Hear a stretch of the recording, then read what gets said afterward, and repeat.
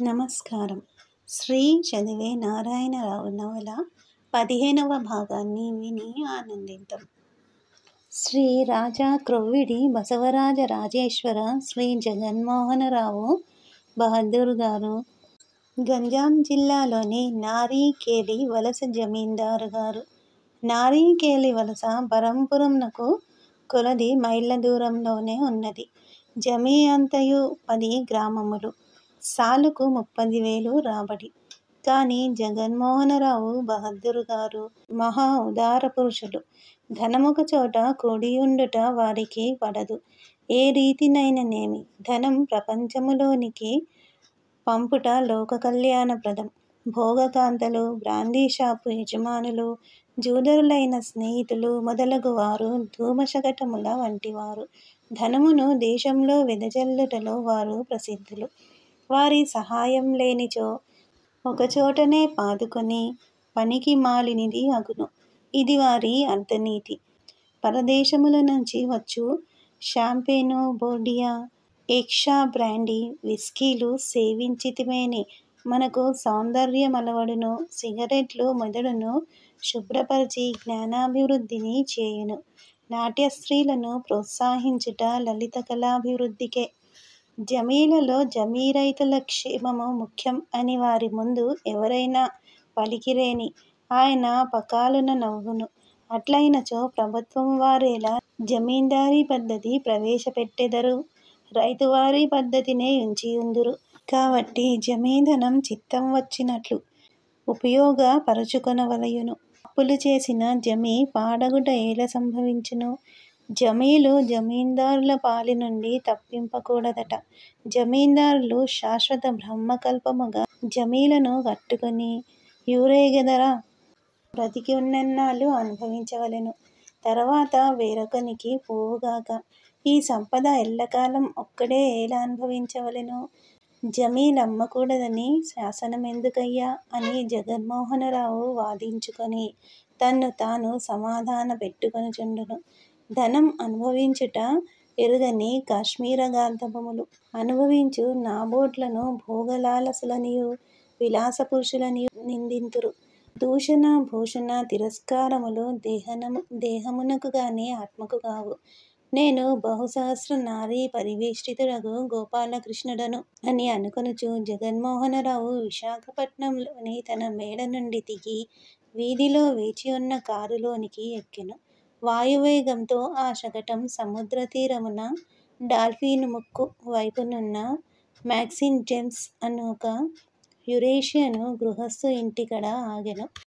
జగన్మోహనరావు పాలిపోయిన తెలుపు నగలియు పసిమి వర్ణము వాడు. సున్నితమగు పలుచని మేనివాడు. కోలనగు మోము, కొంచెం బుర్ర ముక్కు, ఫ్రెంచి మీసములు, పెద్ద నోరు, చిన్న చెవులు, సూదివలెనున్న గడ్డం, ఉంగరములు చుట్టియున్న తుమ్మెద రెక్కల వంటి జుట్టు, విపరీతముగా ఎత్తైన పాదము ఆ యువకునకు వింత సొబగు సమకూర్చినది. అతనికడ జమీందారీ టీవీ ఉన్నది. జమీందారీ హృదయమున్నది. ఇంగ్లాండు దేశములోనున్న ప్రభువుల వలె తానుండవలయునని అతని కోర్కె. డైమ్లరు కారు, పియానో వాద్యము, గిండి పోటీ పందెములకు ఒక అరబ్బీ గుర్రం, నెలకు 70 రూపికల ఒక ఆంతరంగిక మంత్రి, వేసవికాలములో ఊటీ ప్రయాణం, గోల్ఫ్ ఆట, ఇంగ్లీషు నాట్యం, పాశ్చాత్య వేషం ఇది వారి రాజకీయం. విశాఖపట్టణంలో ఆగస్టు నెలలో ఆనాటి సాయం వేళ తన డైమ్లరు కారు నుండి మాక్సిమ్ జేమ్స్ గారి ఇంటిలోనికి పోవగానే అతని సహోదరి డయానా జేమ్స్ జగన్మోహను ఎదుర్కొని తన 2 చేతులు అతనికి అందియ జగన్మోహను ఆ యువతిని బిగియారా కౌగిలించి తనివితీరా హత్తుకొనెను. మోహన్, కొంచెం ఆలస్యం అయిందే. నువ్వు సరిగా వేళకు వచ్చేవాడవు ప్రాణప్రియా. ఒక చిన్న వ్యాపారం వల్ల ఆలస్యం అయింది. ప్రియతమమైన డయాన్, క్షమించు. ఎప్పుడు నీ పెదవుల ద్రాక్ష సుధారసము త్రాగుదమా అని ఉవ్విళ్ళూరుతూ నిమిషానికొక యుగంగా లెక్క చూసుకుంటూ చెన్నపట్నం నుంచి వచ్చాను. రెక్కలు కట్టుకుని నీ దగ్గర వాలాను. నీ గుర్రం బొబ్బిలి పందెంలో రెండవదిగా వచ్చినందుకు చాలా సంతోషం అయినది. నీకప్పుడే తంతి ఇచ్చా. ముందు సంవత్సరం గవర్నరు పందెములో మొదటిదిగా వస్తుంది. ఈ ఏడు గవర్నరు పందెంలో మొదటిదిగా వచ్చిన హ్యాపీ వారియర్ గుర్రాన్ని స్వారీ చేసిన బ్రౌనుకిప్పుడే కాంట్రాక్టు ఇచ్చాను. ప్రసిద్ధికెక్కిన రెయినాల్డ్స్కు గుర్రాన్ని తయారు చేయుటకు అప్పజెప్పి వచ్చాను. షికారురా రయన్. మరలా ఆమె అతని గుచ్చి కౌగిలించుకొని గబగబా పెదవి, కన్నులు, మెడ, చెవులు ముద్దిడుకొనెను. వారిరువురూ కారులోనికి పోయి కూర్చుండబోవుచుండా జేమ్స్ తల్లి లోపలి నుండి వచ్చి త్వరితముగా తిరిగిరండని చెప్పి పంపినది. జేమ్స్ ఇంకనూ వివాహము చేసుకొనలేదు. తల్లిదే ఇంటి పెత్తనము. ఆమెయే డయానా, జగన్మోహన్లకు సంబంధము కలిపి అద్దాన్ని నానాటికీ వృద్ధి చేసినది. జగన్మోహనుడు డయానాకు నెలకు 200 జీతమిచ్చును. అప్పుడప్పుడు అతడిచ్చు బహుమతులు మొత్తము సాలుకు 3-4 వేల రూపాయల ఖరీదుండును. డయానా కన్య సుందరి. ఆమె దేహకాంతి దంతంవలె స్నిగ్ధమైన తెలిపసిమి కలది. ఆమె పెదవులు రంగులేకయే ప్రవాళముల వలె ఎర్రనై తేనెలూరుచుండును. పొట్టి అయినను మంచి అవయవ స్ఫుటత కలిగి చక్కని జంతువు అని యురేషియను యువకులచే పొగడ్తలందినదామె. ఈతలో, టెన్నిసు బంతి ఆటలో, నాట్యములో ఆమెదే ముందంజ. పియానో అద్భుతముగా వాయించగలదు. ఆమె గొంతు హృద్యమగు సోప్రానో సర్వము కలదియట. వాల్టేరులో జరుగు క్రిస్మస్ వేడుకల్లో ఆమెయే నాయకురాలి వేషము వేయును. సంగీత ప్రదర్శనములో ఆమెదే ముందంజ. వాల్టేరు విశాఖపట్టణంలో పాశ్చాత్యులలో, యురేషియనుల్లో, నవనాగరికుల్లో ఆమె ఆశించని పురుషుడొక్కడూ లేరు. అట్టి తరుణమున ఆమె శ్రీమంతుడగు జగన్మోహన్ని వరించినది. వారి కారు సింహాచలము రాచబాటపై నలమండ మొదలగు గ్రామములు దాటి భీముని పట్టణము వెళ్ళినది. వారు బండి దిగి సముద్రతీరమున నడుచుచు ఏకాంత ప్రదేశమునకు జని ఆ సైకతముపై అధివసించిరి. వారపరిమిత మోహావేశులై చీకటిలో తారాకాంతుల్లో సముద్రము గంభీర సంగీతము పాడుకొనుచుండునప్పుడు సర్వము మరచిపోయిరి.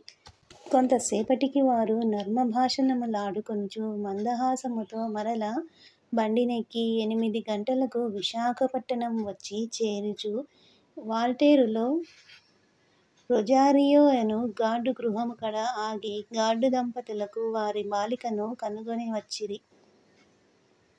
ఆ రోజున జేమ్స్ ఇంటికడ జగన్మోహనునకు విందు. జగన్మోహనునకు గొడ్డు మాంసము తప్ప తక్కిన మాంసాహారము భక్షించు అలవాటు లేదు. మ్యాక్లీను తన హృదయము చూరగొన్న రొజారియో కూతురును, ఆమె తల్లిదండ్రులను వాల్టేరు నుండి విందుకు పిలిచినాడు. వారికై మ్యాక్లీను అతని తల్లియు ఉచిత వేషములతో ఎదురుచూచుచుండిరి. జేమ్స్ మ్యాక్లీను ఇంటి ముందరి వసారాలో గోడలకు నీటిరంగు చిత్రములు, పెద్ద పులి తలలు, బల్లెములు, బాణములు తగిలించియున్నవి. పరుపు, కుర్చీలు, బల్లలు, బల్లలపై చీనాదేశపు ఇత్తడి కూజాలు, కూజాల్లో పుష్పములున్న కొమ్మలు అలంకరింపబడి ఉన్నవి. గుమ్మములకు దమాస్కసు తెరలు వేలాడదీయబడి ఉన్నవి. దూరముగా ఆ వసారాలో బల్లలపై దీపములిరుప్రక్కలా వెలుగుచున్నవి. మన వారందరూ కుర్చీలపై అధివసించిరి. ఆ రోజు మెయిల్లో జరిగిన ఒక వింతను గూర్చి మిస్టర్ రొజారియో చిరునవ్వుతో డయానా వైపు తిరిగి చెప్పుచుండెను. డయానా తల్లియు, మిసెస్ రొజారియోయు తక్కిన వారికి వినబడకుండా ఏదియో చెప్పుకొనుచుండిరి. జేమ్స్ తన బాలిక ఫ్రాన్సిస్ ను తీసుకొని తోటలోనికి 4 అడుగులు పచారు చేయుటకు వెళ్ళి ఆ నడకలో ఆమె చెవిలో, నా హృదయం నీ కర్పించాను, ఏమి చేసినా నీదే భారమని అస్పష్టముగా గాఢవాంఛ గద్గదికమైన స్వరమున చెప్పుచుండెను. జగన్మోహనుడు డయానా అందము కన్నులారా గ్రోలుచు తన్మయుడగుచుండెను. ఇంతలో దేశవాళీ క్రిస్టియను బట్లరు వచ్చి అందరకు షెర్రీ ద్రాక్షపానీయమును. అందరూ అది నెమ్మదిగా త్రాగినారు. డయానా దుస్తులు మార్చి భోజన సమయోచితమగు గౌను ధరించుటకు లోనికి పోయినది. జగన్మోహనుడును సేవకుడు తన దుస్తులొక తోలుపెట్టెలో కొనిరానని ధరించుటకు లోనికి పోయెను. 9 గంటలకందరూ విశాలమగు భోజన మందిరమునకు పోయి అచట మందిర మధ్యమున అమర్చియున్న మేజా బల్ల చుట్టూ అధివసించినారు. బల్లపై తెల్లటి దుప్పటి పరిచి అందు 10 కొవ్వొత్తి దీపపు బుడ్లు వెలిగించినారు. బల్ల పెద్ద కోడిగుడ్డు ఆకారము ఉన్నది. ఏ పదార్థము పడినను దుస్తులు పాడైపోకుండా కప్పుకొనుటకై మడతలిడి ఉంచిన తెల్లటి రుమాలు తీసుకొని అందరూ ఒడలిపై అడ్డముగా పరుచుకొనిరి. ప్రథమమున వారందరూ ద్రవ పదార్థము పుచ్చుకొందురు. అయ్యది ఎముకల రసములో పోపు వేసినది. తర్వాత కోడిపిల్ల వంటకము, క్యాబేజీ మధురము మొదలగు రుచ్యములైన పదార్థములు ఒకటి వెనుక ఒకటి తీసుకొని వచ్చుటయు వారందరూ అవి పుచ్చుకొనుచుండిరి. మధ్య మధ్య చాంపేను సారము సోడాతో కలిపి త్రాగుచుండిరి. 10 గంటలన్నర అగునప్పుడు భోజనములు పూర్తి అయినవి. పిమ్మట వారు చిత్రవిచిత్రములుగా తయారు చేసిన షాంపేను, బ్రాందీ, విస్కీ, బోర్డియో, ద్రాక్షాది పానములు త్రాగి ఆనందించినారు. డయానాను పియానో వాయింపుమని జగన్మోహనుడు ప్రార్థించెను. వారందరూ సంగీతపు గదిలోనికి పోవుటయు డయానా పియానో వాయించుచు అతి శ్రావ్యముగా పాడినది.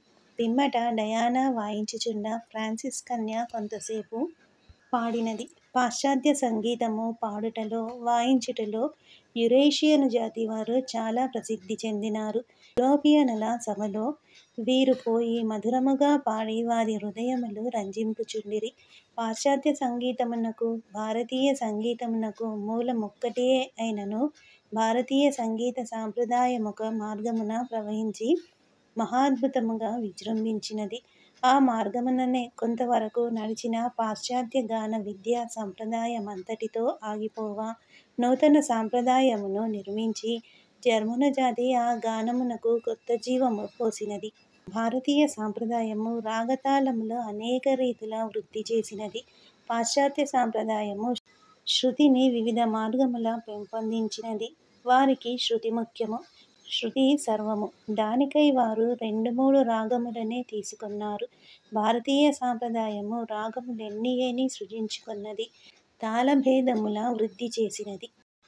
జగన్మోహనుడు భారతీయ గాన సంప్రదాయం విని ఆనందించలేడు.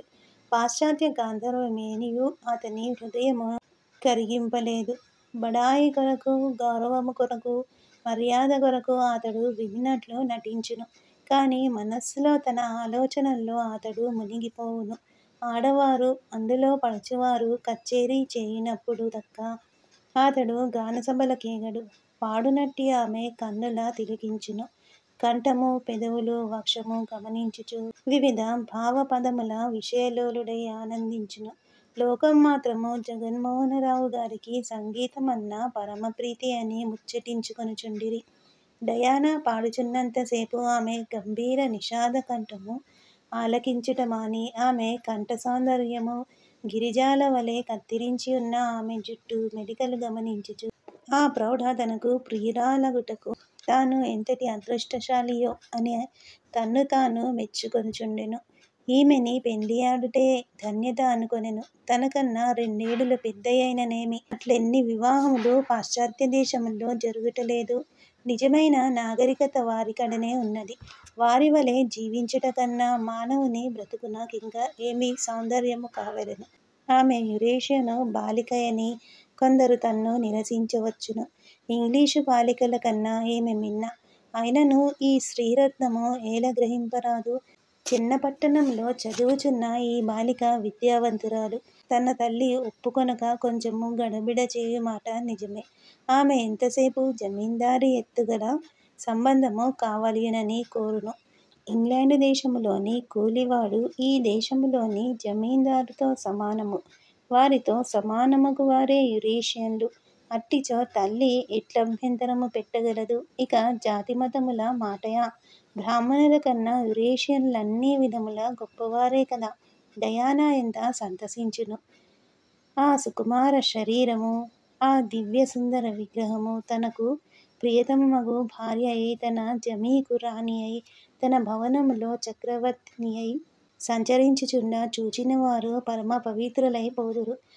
తన మేనత్త కూతురు ముద్దుల మిటారి శారదను తాను పెండ్లియాడకపోవుటచే ఆ పల్లెటూరి పందకు ఒరాంగుటాంగు కోతికి ఇయ్యవలసిన అగత్యము సంభవించినది అని మేనత్తకు కోపము కావున తాని భూలోకరంబను పెళ్లి చేసుకొన్నచో మొదట నీసు చెందినను తన్నతి ప్రేమచే చూచు మేనత్త చివరకు ఒప్పుకొని తీరును.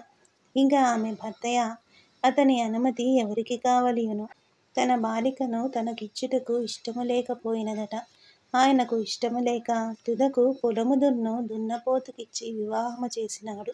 అట్టివాని అంగీకారముతో తనకు నిమిత్తము లేదు.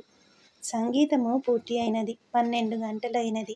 డయానా గ్రామఫోను తీసి హావైను నాట్యగీతమొకటి తగిలించి జగన్మోహన్ని నాట్యమునకు రమ్మని పిలిచెను. జేమ్సు ఫ్రాన్సిసు కన్య నడిగెను.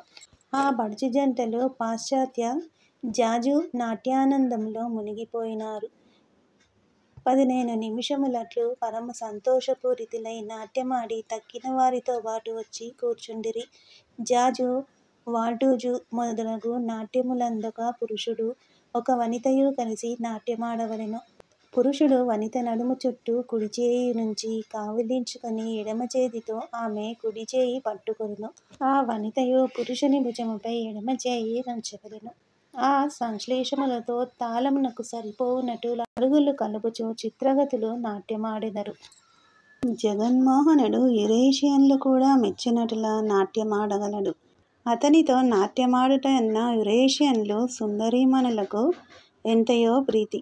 వారందరూ కూర్చుండిన వెనుక యురేషియన్ల దుస్థితి గూర్చి యావత్ భారత యురేషియన్లు సంఘనాయకుడగు కార్నెల్ గిడ్నీగారు కలకత్తాలో ఇచ్చిన ఉపన్యాసమును గూర్చి చర్చ వచ్చినది.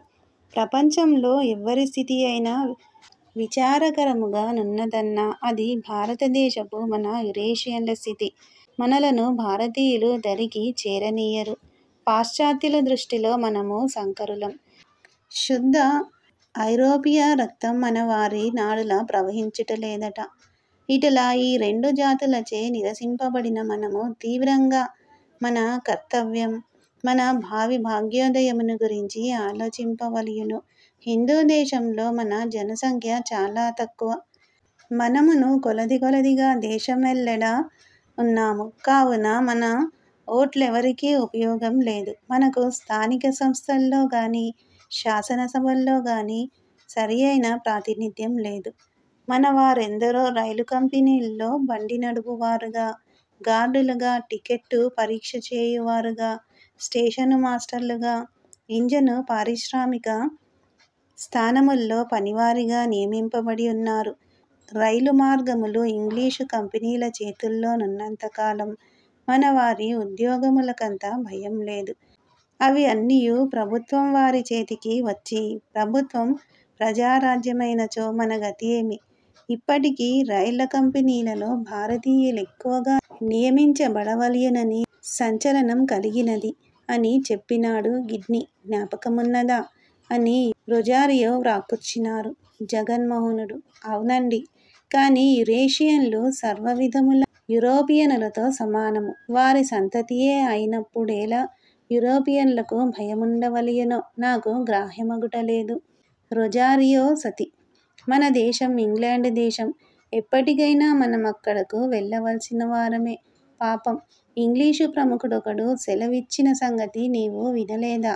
అటు ఇంగ్లీషు వారికి, ఇటు హిందూ దేశస్థులకు కూడా కాక యురేషియన్లు రెంటికి చెడిన రేవడులైపోయినారు అని.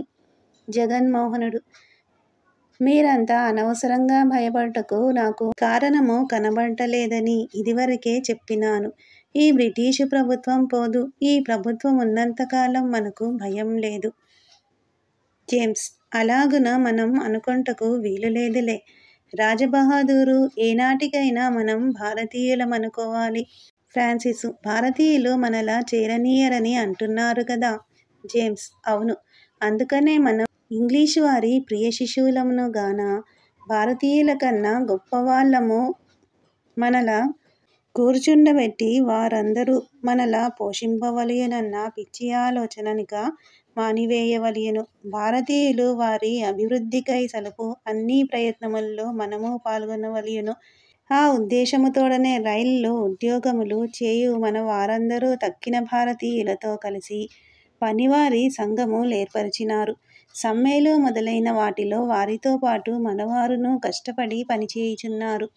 రొజారియో: జేమ్స్ చెప్పినది బాగున్నది. మనం ఈ దేశంలో పుట్టినాము, ఈ దేశంలో ప్రాణాలర్పించి ఈ మట్టిలో కలిసిపోచున్నాము. ఇంగ్లీషు వారు గాని, ఫ్రెంచి, జర్మను వారలు గాని మనలా వారి ఇంటికి భోజనమునకు పిలుచుచున్నారా? మనతో సంబంధ బాంధవ్యములను నెరపుచున్నారా? మనకు ఇతర ఆధారాలు లేవు, రెక్కలే ఆధారములు. అయినప్పుడు మనం భారతీయులు సలుపు స్వరాజ్యాందోళనములో వారికి వ్యతిరేకముగా పనిచేయకుండా మన నాయకులతో మన సాధక బాధకములు చెప్పుకొని వారి ప్రేమ సంపాదించుకొనవలయును. ప్రభుత్వం వారికి మన కృతజ్ఞత, మన రాజభక్తి వెల్లడించి వారి దయకు పాత్రులము కావలయును. డయానా: మీరు చెప్పినది బాగున్నదండి. కానీ తీరా కాలం సమీపించేసరికి వీరు మనలా త్రోసి రాజనదరేమో. రొజారియో: ఆ చిక్కు రాకుండగా తప్పుకొను మార్గమే నేను చెప్పునది. డయానాకు వీరి సంభాషణచే విసుగు జనించి తాను సీతాకోకచిలుక నాట్యమాడెదనని తెలిపి ఫిడేలు వాద్యము వాయించగల అన్నగారికి ఫిడేలును, తన తల్లిని పియానోను వాయింప నియమించి గెరార్డు బ్లాండెల్లో రచించిన సీతాకోకచిలుక గీతం యొక్క స్వరప్రస్తారము గుర్తుగల కాగితములు తెచ్చి ఇచ్చెను. వారిరువురు వాయించుచుండ డయానా సీతాకోకచిలుక రంగుగల సన్న శాలువా రెక్కలు గట్టిన విచిత్ర నాట్యమునరించినది. ఆ నృత్యమున వారందరూ తన్మయులై ఉండ టింగ్ మని 1 కొట్టినది. నాట్యమాగినది. జగన్మోహన్ ని మోటారు శకటంపై రొజారియో దంపతులు, ఫ్రాన్సిసు కన్య వెడలిపోయిరి. జగన్మోహనుడు డయానా కన్యతో మేడమీద గదుల్లోనికి పోయినాడు. జేమ్స్ ఆ చీకటిలో సోఫాపైన కూర్చుండి స్పెన్సరు చుట్ట కాల్చుచూ ఏదో ఆలోచనలో మునిగిపోయినాడు. సత్తయ్యకు భార్య కొత్తగా కాపురమునకు వచ్చినది. 17 వయసు కత్తె. చామన ఛాయ, బిగువైన అవయవములు, సోగచూపులు, స్ఫుటరేఖలు గల మోము. నవనవలాడు నూత్న యవ్వనంలో నున్న ఆమె పంటలక్ష్మి వలె అవతరించినది. సోమయ్య ఇల్లు పావనమైనది. అతడ పేద ఇంటి పడుచు రూపురేఖలను వలచి కోడలుగా వరించి తెచ్చుకొనెను. 100 రూపాయలు కట్నం తెస్తే నిండిపోతాదా? మన అదృష్టం బాగుండాలి గాని అదృష్టం లేకపోతే కోడలు 1000 రూపాయలు కట్నం తెచ్చినా అత్తింటిలో అడుగుపెట్టిందా? అన్నీ భగ్గున మండిపోవడమే. మా కోడలు మాలచ్చే, చూస్తుండండి, మా ఓడి జన్మ పావనం అయిపోతాది అని సోమయ్య తన చుట్టాలతో చెప్పుకున్నాడు. వెండి వడ్డానం, దండకడియాలు, పిల్లకాసుల పేరు పెట్టుకుని చిరునవ్వు నవ్వుచూ పల్లెటూరి కాపు బాలయైనదా లక్ష్మి అని అనిపించినట్లు సూరమ్మ సుబ్బారాయుడు గారి దొడ్డిలో ప్రత్యక్షమైంది. జానకమ్మ గారికి, సుబ్బారాయుడు గారికి నూతన వధూవరులచే నమస్కారములు చేయించుటకు తీసుకొని వచ్చినప్పుడు సుబ్బారాయుడు గారు 100 రూపాయలు వారికిచ్చి సంసారం నందలి కష్టసుఖాలు వారికి బోధించి భార్య మనసు నొవ్వకుండా పువ్వులతో నుంచి కాపాడుకొను చుండవలయును అని సత్తయ్యతో చెప్పుచూ దీర్ఘ ఆయురారోగ్యాభివృద్ధిరస్తు, దీర్ఘ సుమంగళీ భవ, పుత్ర పౌత్రాభివృద్ధిరస్తు అని దీవించారు. అమ్మాయి అత్తగారికి, మామగారికి, మగనికి మనస్సు నొవ్వకుండా సంచరించుకుంటూ ఉండు, వారికి సేవ చేసి మెప్పు పొందు. ఈ రూపాయలు పెట్టి వీరికి నగలు చేయించి పెట్టురా సత్తయ్య. నీ తల్లి కడుపు చల్లగా, నీ అత్త కడుపు చల్లగా, పిల్లల్ని మనుమల్ని ఎత్తి 1000 కాలాలకు మీరంతా చల్లగా ఉండండి అని ఆశీర్వదించి జానకమ్మ గారొక చీరెయు, రవికెల గుడ్డయు, పసుపు, కుంకుమ, పళ్ళు, కొబ్బరి బోండమును పెండ్లి కూతురునకు ఇచ్చినది. మరునాడు సోమయ్య ఉదయంననే యూడ్పు పొలములో కలుపు తీయించుటకు వెళ్ళినాడు. బుడుమ, కొనామణి, అట్రగడ, అక్కుళ్ళు, కృష్ణ కాటుకలు సుబ్బారాయుడు గారి ఇంటి ఖర్చుకై పాలట్రాగడము నూర్చినారు. చేలన్నీయు బాగుగా పెరిగినవి. ఇదివరకే 80 ఎకరాలకు కలుపు తీయించినారు.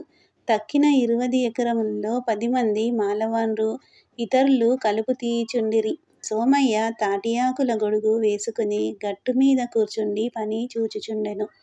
పెద్దమాల ముసలినాగడు: ఈ రోజుల్లో కుర్రోళ్ళు పని చేయగలరంట్రా? ఆడు సూడు ఎదవనాయాలు, కబుర్లే గాని పని లేదు. వంగండర్రా వంగండి అని కేక వేసెను సోమయ్య. ఒరేయ్ పోతుగోయ్, ఏమిట్రా అది? కలుపు తెంపుతున్నావా మేస్తున్నావా? వెధవ వద్దకాల, ఏలలోంచి లాగరా, మళ్ళీ పెరగవంట్రా. ఒరే నాగన్న, ఆడి పని చూడరా. సరిగా చెయ్యపోతే ఇవాళ కూలీ సున్నే. ఆ ఆడపిల్లల్ని చూసి బుద్ధి తెచ్చుకోరా కొంకన్న. ఈ పిరగేస్తాను. నాగన్న. బాబు ఈల పని మజా అయిపోతాందండా. పెద్దోళ్ళ మాట ఇంటారా యావన్నానా? సోమన్న. ఒరే పెద్దమాల, మంచి కథ చెప్పరా, అది వింటూ పని సురుగ్గా చేస్తారు. మట్టగిడసల్లా ఉన్నారు, పనంటే తొంగుంటారు. నాగన్న. మరి రాగంతో చెప్పెత్తా బాబు, ఆళ్ళందర్నీ కలిపి ఊకుట్టమనండి. అందరూ తప్పక ఆ ఆ అని కూని రాగంతో ఊకొట్టుచుండిరి. నాగన్న కథ దీర్ఘముగా చెప్పనారంభించెను. అనగనగా ఓ దేశంలో ఓ పట్టణముందా. ఆ పట్టణానికి పరుగు దూరంలో పెద్దమాలపల్లి. ఆ పల్లెలో 200 గుడిసెలు. ఓదానిపైన ఒటెక్కి ఉక్కిరిమిక్కిరిగా ఉన్నాయా. ఆ మాలపల్లి పెద్దమాలోడు. ఆడు పూర్వం రాజులనుంచి ఆరికి కాపలా కాసుకుంటూ సాకిరీ చేసుకుంటూ నమ్మకంగా ప్రభువోరి మనసొచ్చిన ఒంటై ఉన్నాడా.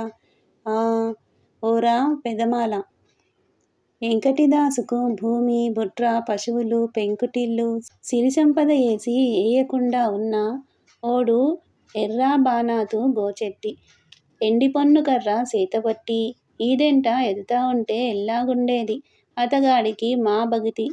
పొద్దస్తమానం భజినెలు, సదువుకోవడం, పాడుకోవడం మున్ను. అతగాడికి దైవము గొంతెమ్మల్లాగో, పాండవులోరిలాగో, కిట్టమూతిలాగో కనపడే ఓడంట. అతగాడి మాట నిజమైపోవాల. అతగాడు ఇగిబూతి పెడితే దెయ్యాలు గియ్యాలు పారిపొయ్యేవి. సెయ్యెత్తితే రోగాలు సెదిరిపొయ్యేవి. అమ్మవోరిని పలకరిస్తే ఊ అంటదంట. అతగాడికి ఓ కొడుకు. ఆడికి దేముడు దయ్యం గియ్యం భయం లేదు. ఆడికి దెయ్యాలకంటే బలం, రాక్షసుడిలాంటి శక్తి, భల్లూకం అంటే ఎలుగుబంటి లాంటి పట్టు. ఆన్ని సూత్తే అందరికీ భయమంట. మరిగంటే ఆడి పేరు మరకడు. మరకడికి ఆడపిల్లలంటే మనసు. పైటంటే పక్కలెగరేస్తాడు, రైక అంటే రంకెలేస్తాడు. ఇంత కొప్పెట్టి, ఇంత కుంకుమెట్టి, చెవిలో తురాయి పువ్వు, మెల్లో గంధం అలంకరించుకొని, చీర ఎనక్కు కట్టి, సంక కింద తట్టెట్టి, సంతలో కోమటాయనతో వేలాకోలాలాడి, కొబ్బరి చిప్పలో కొబ్బరి నూనె వేయించి, తలకు రాసుకొని, నవ్వుకుంటూ ఎల్లే నల్లపిల్లని చూసినాడంటే ఆడంతే ఆగిపోతాడు. పానమైనా ఇచ్చేస్తుడా. అయ్య బత్తిమాట తలచడు, ఆడి మర్యాద తలచడు. ఆ పిల్ల ఎనకబడి లంచమిత్తానంటాడు, రైకలిత్తానంటాడు, సీరలిత్తానంటాడు. ముద్దెట్టే నా పిల్ల, నేనందంగా లేనంటే అని మినకరిస్తూ మీసం తిప్పుకుంటాడు. కాలవరేవుకి, పొలంలోకి, గడ్డి కోతకాడికి ఎల్లే పిల్లల్ని చూస్తే ఆంబోతు ఆవుల్ని చూసినట్టే. ఒంటిపిల్ల ఎల్లిందంటే ఆడి మగతనానికి కొండచిలువకి లేడిలా అయిపోతదే, నక్కపోతుకు కోడిపెట్టెలా అయిపోతదే. ఆ మరకదాసు తండ్రి చెప్పిన మాట ఇనడు, ధర్మపెబువులు చెప్పిన మాట ఇనడు, తెలారి చెప్పిన మాట ఇనడు, తన దాచిన్యం చెప్పిన మాట ఇనడు.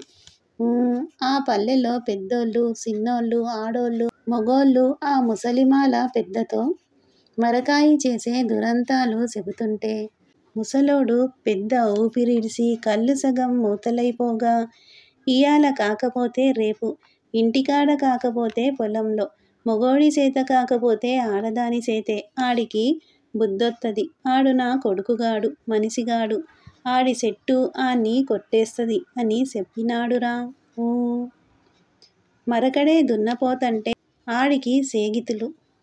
దురిబోధనుడికి శకునిగాడు కర్ణుడులాగా, రావణాసురునికి కడగరోముడు, కుక్కతలోడు కుంభకర్ణుడు లాగా 10 పిచ్చికుక్కల్లాంటి బలగం ఉందిరా.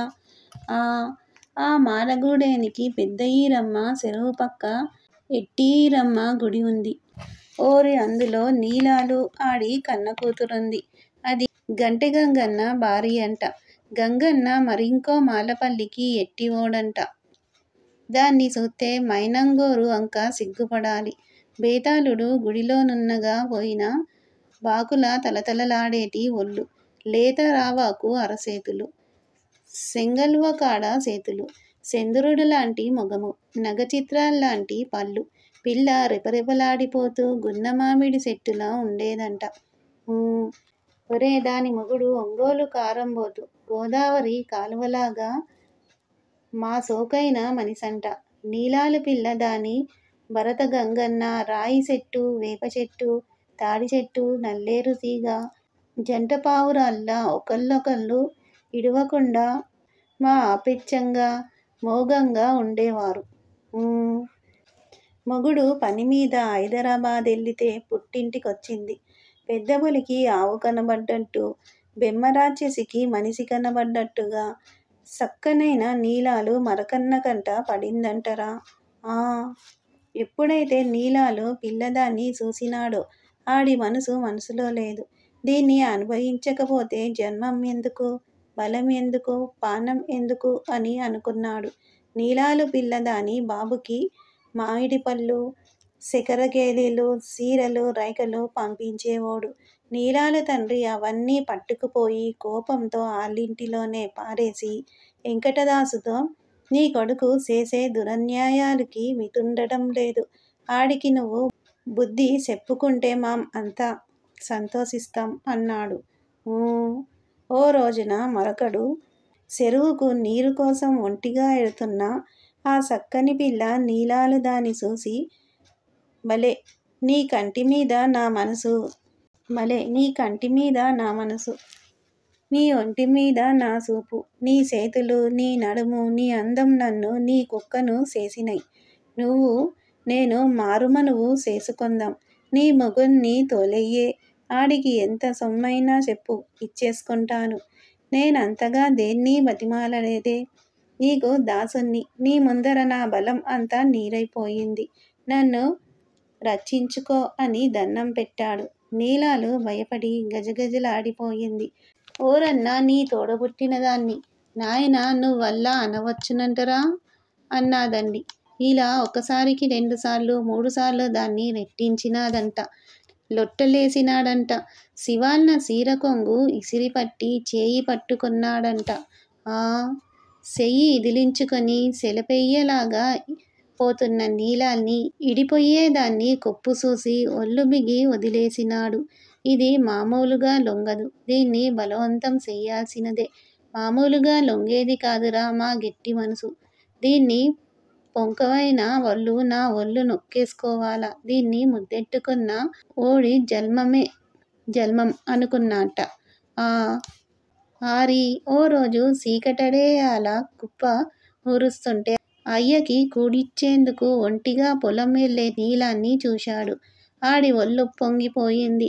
ఆడి కళ్ళెర్రబడినై. ఆడి గుండె జల్లుమందిరా నాయన. పుంతదారిలో బైరాగుల సింతకాడ ఆడు తన జట్టుతో దాంకొని ఉన్నాడు. దారికడ్డంగా నిలుసొని ఓసి నాదాన నీ కన్నులు కరిగిపోను, నీ గుండె మరిగిపోను, నా చేతుల్లోకి రాయే అంటూ దానిమీద పడ్డాడు. ఆ చిన్నది లేడిలా వణికిపోయింది. బతిమాలింది, భయపెట్టినాది. ఎల్లా తప్పించుకొందో. ఓలమ్మో ఓలిబాబో రచ్చించండో అన్నలారా అంటూ ఒకటే పరుగు. ముందు నీలాలు, ఎనుక మరొకడు. ఆడి సేగితులు. మరి ఎలా వచ్చిందో వెంకటదాసింటిలోకి వచ్చి పడ్డదంటరా. వెంకటదాసు ఏటినా తల్లి నీకు భయం లేదులే అంటూ గువ్వ పచ్చిలా వణికిపోయే పిల్లను అదిమి పట్టుకొని చల్లచల్ల కబుర్లు చెబుతూ ఇంటి తలుపు ఎయ్యబోతూ ఉంటే మరొకడుగాడు తలుపు తోసేసుకొని లోపల పడ్డాడు. ఆడు దెయ్యం పట్టిన రాక్షసిలో ఉన్నాడు. అయ్యను చూసి ఆగిపోయాడు. ఆడి సేగితులంతా గుమ్మం దగ్గర నిలబడ్డారంటర్రా. ఓరప్ప వెంకటదాసు రామరామ అంటూ ఓరి ఎదవన్న రాక్షసి ఇంటిలోకి వచ్చావుంటే నీ పానం పోతాది. నీ సేటుకాలం నీకింత తెస్తా ఉంది. నా కడుపున సెడపుట్టినావురా. నా భగితికి ఏరు పురుగురా అంటూ రెండు చేతులు సాపి మరకడి కట్టంగా నిలబడిపోయాడు. తండ్రని లేదు, దైవమని లేదు, భయమని లేదు, భగితని లేదు. తండ్రిని తప్పించుకొని గజగజలాడిపోతూ మూలం నుంచొని ఉన్న నీలాలు మీద పడ్డాడు. తండ్రి లాగబోయాడు, తప్పించబోయాడు. తండ్రిని ఒక తోపుతో మూలకు పడేసేటప్పటికి వెంకటదాసు గోనెబస్తాలాగు కూలబడిపోయినాడంటర్రా. మరకడు పిశాచంలా అయిపోయాడు. నీలాలు దాని కోక ఇప్పిపారేసి మూలకిసిరాడు. తలతలలాడిపోయే దాని ఒళ్ళు ముడుసుకుపోయింది. ఒరే మరకడు పందయ్యాడు, యాగ్రమయ్యాడు, అడవి దున్నపోతూ అయిపోయాడు. తన బట్ట ఇప్పి పారేసుకున్నాడు. తండ్రి సూతున్నాడని కూడా లేకుండా, రాక్షస కొడుకుల్లాంటి సెగితులు సూస్తున్నారని లేకుండా ఆ చిన్నదాని మీద పడిపోయాడు. మూల సినిగిపోయిన గుడ్డలా, సీపురుగట్టలా పడి రామరామ రామరామ మహాప్రభు రక్షించు రక్షించు అంటూ కళ్ళు మూసుకొని ఉన్న వెంకటదాసు కళ్ళు తెరిసి చూసినాడు. మరకడు దాని మీదడ్డము. ఆ పిల్ల సాయశక్తులా ఓరి బాబో వెంకటదాసు, తండ్రి రక్షించో అంటూ ఆడికి లొంగకుండా తిరిగిపోవడము. హుమ్మని ఉగ్రుడై లేచాడురా వెంకటదాసు. ఆడికి 1000 ఏనుగుల బలము వచ్చినట్లయిందిరా. అమ్మవారి జాతరకు ఏటపోతుల్ని తెగేసే ఏటకత్తి గోడమీద పెట్టిందాన్ని తీశాడు. అల్లల్లా బైరాహం, ఆకాశ బైరాహం, అలా అలా అలా అలా అంటూ కత్తి 3 సార్లు తిప్పి ఒక్క ఏటులో కొడుకు తలకాయ ఏట వేసేసరికి తాటిచెట్టు మీంచి పండడ్డట్టు తలకాయ మూల్న పడింది. మొండము గిజగిజా కొట్టుకుంది. అలా అలా అంటూ వెంకటదాసు ఆ రగతము ఒళ్ళంతా రాసుకుని నేను భైరవుణ్ణి, నేను ఆంజనేయుణ్ణి అంటూ ఇదిని పడ్డాడు. ఎక్కల్లేని బలము, ఎక్కల్లేని శక్తి. పెద్ద పులిలా మరకడిగాడి సెగుతుల్ని ఎంటాడించి దపా తపా భం అంటూ పారిపోయే వాళ్ళని తరిమి తరిమి 2 చంపేసినాడు. తక్కిన వాళ్ళు ఓలమ్మో ఓ అంటూ తలో దారి మీద పారిపోయేరు. ఆ ఉగ్గరం తగ్గలేదు. ప్రజలు ఏనకు ఏలు మూగారు. పొగలే కాదు, కొబ్బరికాయలు కొట్టినోరు, కోళ్లను చంపినోరు, రగతం మొగం మీద చల్లినోళ్ళు. అప్పుడు వెంకటదాసుకు పూనిన ఈరభద్రుడు చల్లాడాడు. అప్పుడు వెంకటదాసుకు మెలకు వచ్చింది. కొడుకును ఆడి సెగితుల్ని చంపినానని తెలుసుకుని వెంకటదాసు శ్రీరామ సీతారామ నీ కరుణ అంటూ మంచమెక్కి 2 రోజుల్లో ఆ భగవంతుడిలో ఐక్యమైపోయాడు.